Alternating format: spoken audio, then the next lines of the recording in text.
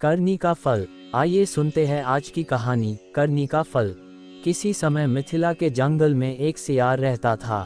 वो इतना आलसी था कि अपना पेट भरने के लिए चूहे और खरगोशों का भी शिकार करना नहीं चाहता था। शिकार करने में तो परिश्रम करना पड़ता है, लेकिन वो सियार मेहनत करने से हमेशा दूर भागता था। उसकी बुद्धि बहुत तेज थी। वो हमेशा इसी ताक में रहता था कि बिना परिश्रम किए ही उसे भोजन मिल जाए, जिसे खाकर वो आराम से सो जाए। एक दिन से सियार झाड़ी में छिपकर बैठा था। उसने देखा कि कुछ चूहे उछल कूद करते हुए इधर उधर भाग रहे थे। एक मोटा ताज़ा चूहा भी उनके साथ दौड़ रहा था, जिसे सभी चूहे सरदार कह रहे थे। अपने सरदार की आज्ञा का पालन सभी चूहे कर रहे थे। उन चूहों को भागते देखकर सियार के मुख से लार टपकने लगी और भूख तेज हो गई। उसके शैतानी दिमाग में तरह तरह के विचार आने लगे। जब चूहे अपने बिल में जाने लगे तो सियार ने उनका पीछा करके बिल देख लिया। दूसरे दिन से सियार चूहों के बिल के पास आंख बंद करके और वो दोनों हाथ जोड़कर एक टांग पर खड़ा हो गया।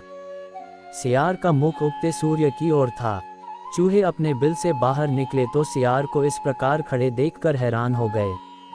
एक चूहा सियार के पास जाकर बोला, मामा, किस कारण से तुम एक टांग पर खड़े होकर स्वयं को कष्ट दे रहे हो?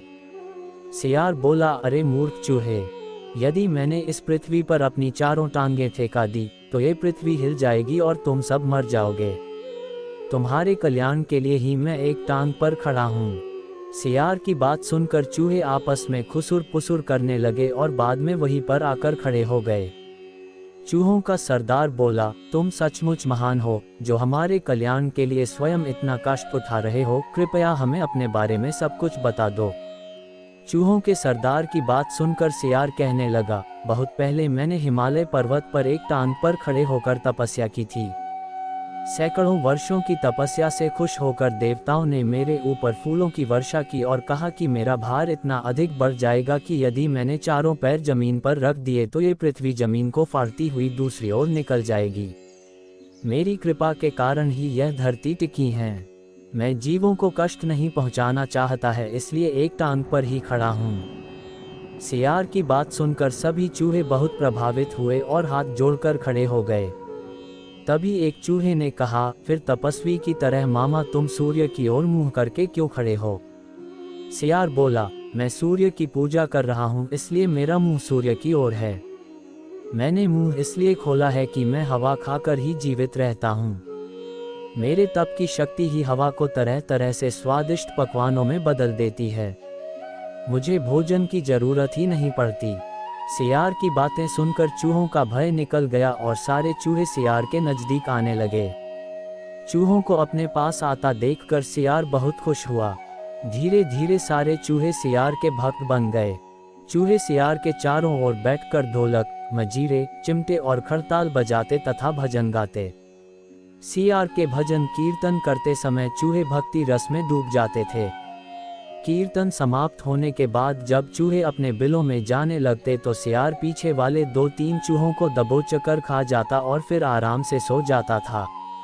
रोज सुबह सियार का यही काम था कि वो चूहों के बिल के सामने सूरज की ओर मुंह करके एक टांग पर खड़ा हो जाता था। सियार का ये नाटक बहुत दिन तक चलता रहा।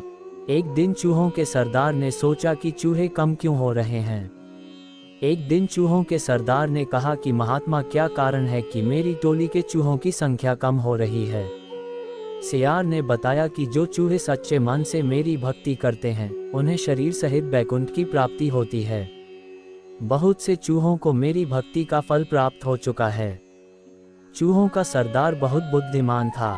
वो सोचने लगा कि कहीं सियार का पेट ही तो बैकुंठ नहीं है, जहां धीरे धीरे सारे चूहे जा रहे हैं। चूहों के सरदार ने अपने साथियों को इस बात से अवगत कराया और मन ही मन निश्चय कर लिया कि वो सच्चाई का पता लगाकर ही रहेगा।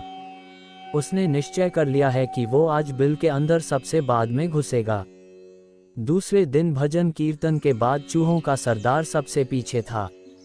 सारे चूहे तो बिल में घुस गए, लेकिन चूहों का सरदार धीरे धीरे चल रहा था। सियार ने जैसे ही चूहों के सरदार को दबोचना चाहा तो वह कूदकर बहुत दूर चला गया। चौकन्ना रहने के कारण ही चूहों का सरदार सियार के चंगुल से बच गया।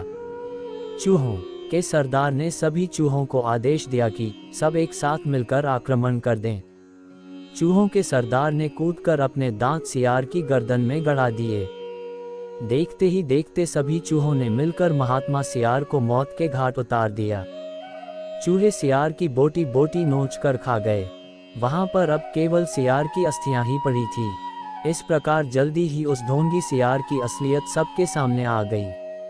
उसे अपनी करनी का फल मिल गया। ढोंग अधिक समय तक नहीं चलता, इसलिए तो पता चलने पर ढोंगी सियार को अपनी करनी का फल भुगतना ही पड़ा।